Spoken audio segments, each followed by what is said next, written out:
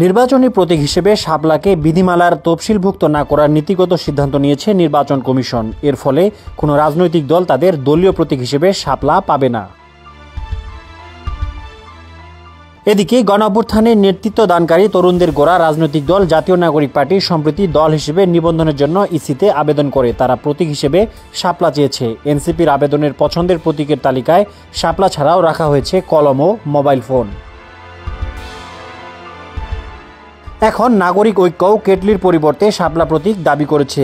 গত 2 জুলাই প্রধান নির্বাচন কমিশনারের সঙ্গে দেখা করার পর নাগরিক ঐক্যের সাংগঠনিক সম্পাদক সাকিব আনোয়ার সাংবাদিকদের বলেন, আমরা যখন নিবন্ধন পাই আমরা পছন্দ অনুযায়ী প্রতীক পাইনি। এ বিবেচনায় আমরা গত 16 জুন প্রতীক পরিবর্তনের জন্য আবেদন করি এবং পছন্দের ক্রমে শাপলা ও দোয়েল চাই।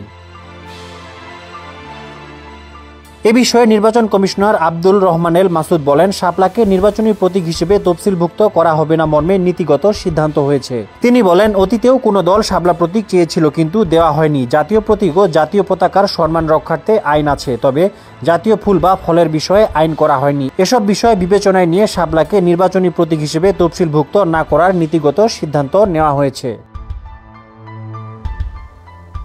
নির্বাচন পরিচালনা বিধিমালার তফসিলে এখনও 69টি নির্বাচনী প্রতীক আছে। আগামী সংসদ নির্বাচন সামনে রেখে প্রতীকের সংখ্যা বাড়ানোর উদ্যোগ নিয়েছে নির্বাচন কমিশন। এবার দল ও স্বতন্ত্র প্রার্থীদের জন্য মোট প্রতীক 100 এর বেশি করার চিন্তা করছে ইসি।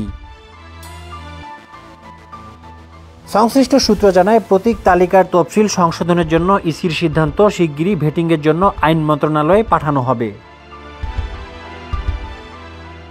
ডেস্ক রিপোর্ট, সমকাল।